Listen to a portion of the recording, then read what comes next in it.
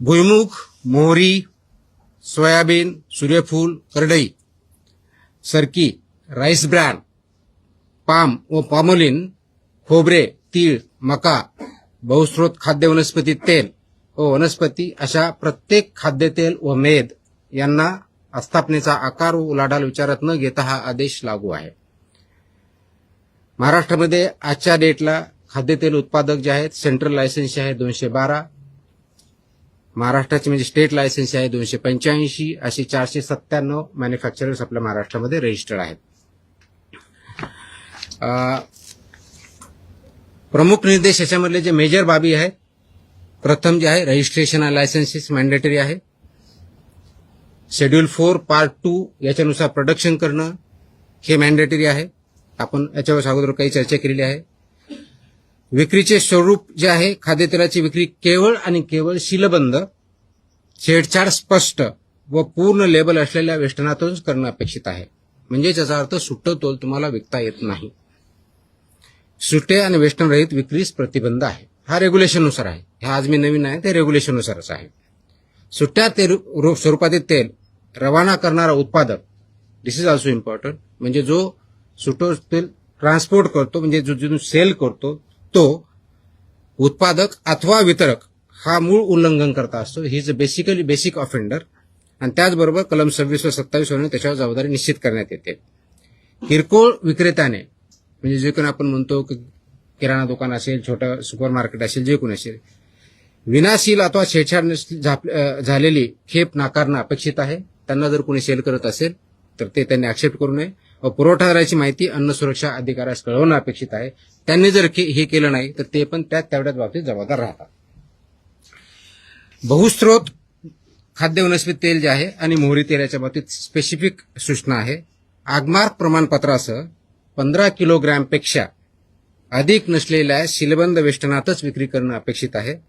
वेष्टनाच्या दर्शनी भागावरती बहुस्रोत खाद्यतेल ही घोषणा असणं अपेक्षित आहे. त्या घोषणेमध्ये प्रत्येक घटक त्याच्यात इन्क्लूड आहे. त्याचं नाव व वजनी टक्केवारी आणि सुट्टे विकू नये ही घोषणा सुद्धा अपेक्षित आहे. 8 जून 2021 नंतर उत्पादित कोणत्याही बहुस्रोत खाद्य वनस्पती तेलात मोहरी तेलाचा समावेश करता येणार नाही. याचं नोटिफिकेशन ऑलरेडी 2021 मध्ये काढलेलं आहे.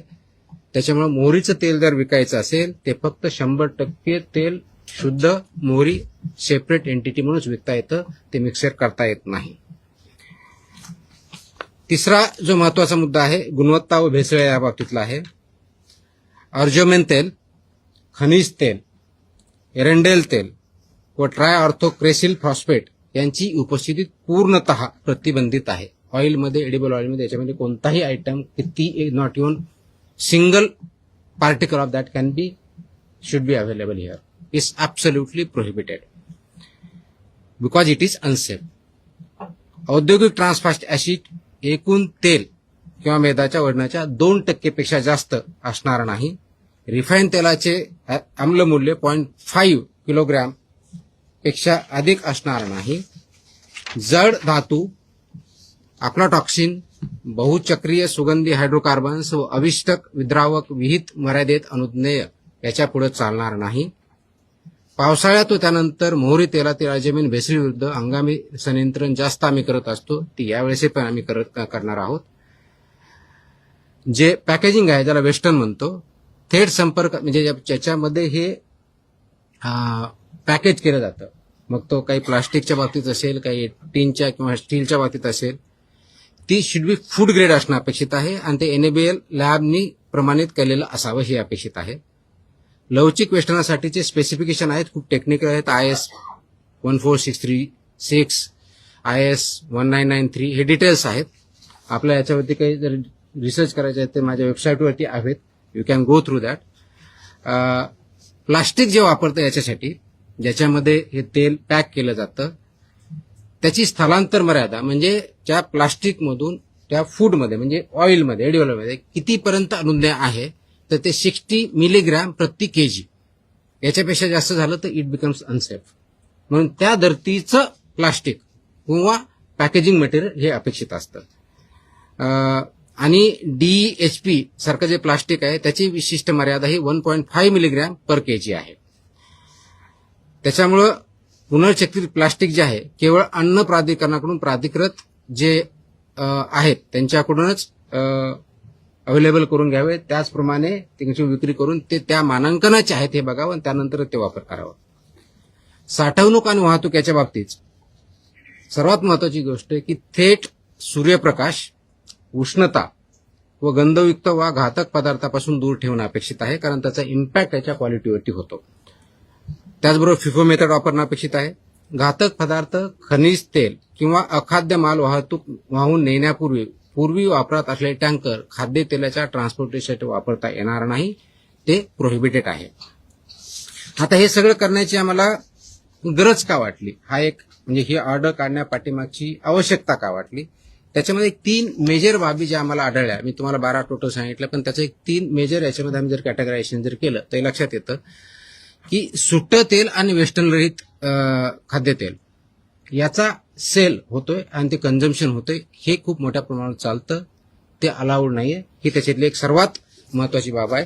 हे का होतं तर त्याच्यामध्ये लेबल नसतं, बॅच क्रमांक नसतो, वेस्टर्न नसतं, दिनांक नसतो, कधी मॅन्युफॅक्चर केलं ते माहीत नसतं, आणि हे माहीत नसल्यामुळे त्याचा स्रोत माहीत नसतो, आणि त्याच्यामुळे असं जर सापडलं, त्याच्यात फूड पॉइझनिंग झाली, त्याची केस झाली, तर ते कुठून आलंय, त्याचा स्रोत काय हे माहीत नसल्यामुळे आपल्याला कारवाई करता येत नाही, म्हणून हे प्रोहिबिटेड आहे. तर अशा प्रकारच्या घटना घडू नयेत, ते अनसेफ आहे. हा एक सर्वात मोठाचा धोका याच्यातून निर्माण झालेला आहे, आणि म्हणून त्या अनुषंगाने याच्यावरती जास्त स्ट्रिंजंट कारवाई करणं अपेक्षित, हा पहिला मुद्दा. दुसरा जो मुद्दा आमच्या मेजर निदर्शनास आला आहे, वापरलेल्या किंवा गंजलेल्या डब्यात पुनर्बंधन. म्हणजे बऱ्याच अंशी एक खूप मोठी इंडस्ट्री याच्यावरती काम करते की हे जे यूज टीन आहेत, म्हणजे डबे ज्याला म्हणू आपण, ते परत रियूज करतात पॅकिंगसाठी, विच इज प्रोहिबिटेड. ते रियूज करताना त्याच्यामध्ये अडल्चरेशन होऊ शकतं, अनसेफ होऊ शकतं, आणि त्याचा वापर झाल्यामुळे जे ह्युमनसाठी कन्झम्पशनसाठी अलाउड नाहीये, प्रोहिबिटेड आहे किंवा अनसेफ आहे, असा प्रॉडक्ट तयार होतो. म्हणून खनिज तेल, वंगण, रंग किंवा रसायने साठवलेल्या डब्यांचा पुनर्वापर तसेच डाग वेल्डिंग केलेल्या डब्यामधून धातूजन्य दूषितता होऊ शकते, आणि म्हणून त्याचा वापर प्रोहिबिटेड आहे. परंतु या इंडस्ट्रीमध्ये काही इस्टॅब्लिशमेंट इलिगली हे वापरतात, त्याच्यामुळे त्यांच्यावरती कारवाई जास्त प्रमाणात होणं अपेक्षित आहे. हा दुसरा मेजर इश्यू आमच्यावरती आम्हाला जो आढळून आलेला आहे तो आहे. आणि तिसरा आणि अत्यंत महत्वाचा, विशेष करून तुम्हा आमच्या सगळ्यांसाठी जे मोठ्या सिटीजमध्ये राहतात, मोठ्या हॉटेल्समध्ये किंवा रेस्टॉरंटमध्ये राहतात, त्यांच्यासाठी की तळणीच्या तेलांचा वारंवार वापर, हे जे ऑइल यूज केलेलं आहे त्याचा परत रियूज होतो. ते वारंवार तापल्यानंतर काय होतं तर त्याच्यामध्ये हानिकारक ध्रुवीय संयुगे, ट्रान्स फॅटी ऍस तयार होतात, ऍसिड्स तयार होतात, अल्डिहाइड्स तयार होतात, आणि त्याचा परिणाम आपल्या हेल्थवरती होतो. त्याचा सेवनाचा संबंध रक्तातील आपलं मेदविकृती, धमनी काठिण्य, उच्च रक्तदाब, यकृत व मूत्रपिंडाची हानी आणि कर्करोगाच्या वाढत्या धोक्याशी डायरेक्टली कनेक्टेड आहेत, असे रिसर्च आहेत, त्याच्यावरती हेल्थ पेपर आहेत, आणि WHO पासून सर्वांच्या याच्यामध्ये वॉर्निंग पण आहे. तर हे अवॉइड करण्यासाठी याच्यामध्ये हे सांगितलेलं आहे की 25% अधिक नसलेलं, म्हणजेच तुमचा जो ध्रुवीय संयुगे ज्याला म्हणतो, त्याचं रिडिंग हे 25 जास्त असता कामा नये, आणि म्हणजे रियूजच्या बाबतीत, आणि जे फ्रेश एडिबल ऑइल असेल त्याचं 15 जास्त असता कामा नये. मी सांगतो I will come to that. म्हणजे मराठी तो पहिले खत्म करने दो, मेरा मुझे बहुत याद करना पड़ा है sir. So this is important and this is consumed by everybody. हे जर आदेश पाळले नाहीत, म्हणजे हे रेग्युलेशन 2011 पासून, काही 2018 पासून, काही 2021 पासून, जे मी ऑलरेडी मेन्शन केले त्या ऑर्डरमध्ये आहेत. माझी ऑर्डर इंग्लिशमध्ये आहे, मराठीमध्ये आहे. सो ज्यांना जी समजेल त्याप्रमाणे आपण करत आहोत. तुमच्यासाठी प्रेस इंग्लिशमध्ये पण आम्ही तयार करून ठेवलेली आहे. So we have learn. तर व्हॉट विल हॅपन, त्याच्यामध्ये पनिशमेंट अशा आहेत की जर याच्यामध्ये उल्लंघन केले, सुरक्षित अन्नाच्या प्रकरणामध्ये कलम 59 नुसार जिथं आम्हाला अनसेफ सापडेल त्याच्यामध्ये 7 वर्षापासून आजन्म कारावासपर्यंत पनिशमेंट आहे, 10 लाखापर्यंत. That is for unsafe under section 59 of act. अवमानक तेलासाठी 5 लाखापर्यंत आहे, 5 लाख पनिशमेंट. मिथ्याछापित म्हणजे मिसब्रँडेडसाठी 3 लाखापर्यंत आहे फाईन. भेसळकारक पदार्थ बाळगल्यास 10 लाखापर्यंत आहे. वैध परवानग्याशिवाय म्हणजे विदाऊट लायसन्स केलं अप टू 10 लाख फाईन आहे. दिशाभूल करणाऱ्या जाहिराती अप टू 10 लाखपर्यंत फाईन आहे. कंपन्यांच्या बाबतीत संबंधित संचालक, भागीदार, व्यवस्थापक वैयक्तिक तिथे आम्ही जबाबदार धरणार आहोत. फक्त तिथला मॅनेजर वगैरे नाही, इट विल बी एव्हरीबडी. आणि आवश्यकतेनुसार त्याचं परवाना निलंबन असेल, इम्प्रुव्हमेंट नोटिसेस असतील, रद्द करण्याची प्रोसेस ती नियमानुसार केली जाईल. आता हे करत असताना कंप्लेन करण्याची मेकॅनिझम आपल्याकडे अवेलेबल आहे. परत आपल्या माहितीसाठी सांगतो की जर असेल, ग्राहकांनी किंवा नागरिकांनी काय करायचं, ज्यावेळेस आपण तुम्ही मी मार्केटमध्ये जातो त्यावेळेस तुम्ही मी काय केलं पाहिजे.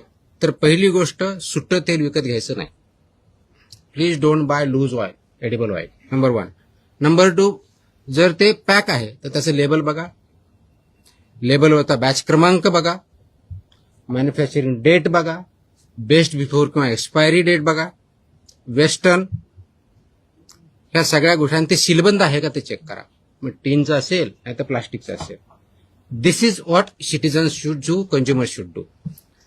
जुन्या, गंजलेल्या किंवा पुनर्वापरित डब्यातील तेल विकत घेऊ नये. आपल्याला सर्वसाधारणपणे जर दिसला तर ते अवॉइड करावं, त्याची रिपोर्टिंग करावी. We will act. बहुस्त्रोत खाद्यतेल वेस्टर्नवर एगमार्क हा मार्क असला पाहिजे. Agmark that is very very critical. आणि घटक तेलांची टक्केवारी तसं पाहिजे. बहुमूल्य म्हणजे 2 तेलांचं एकत्र आहे, त्याच्या डिटेल्समध्ये मोर दॅन 2 अलाउड नाहीये. त्याच्यामध्ये दोन्हीचं पर्सेंटेज, नाव आणि पर्सेंटेज लिहायचंय. त्याच्यामध्ये कोणत्या तरी एकाचं नॉट मोर दॅन 20% असलं पाहिजे, रिमेनिंग 80% पाहिजे.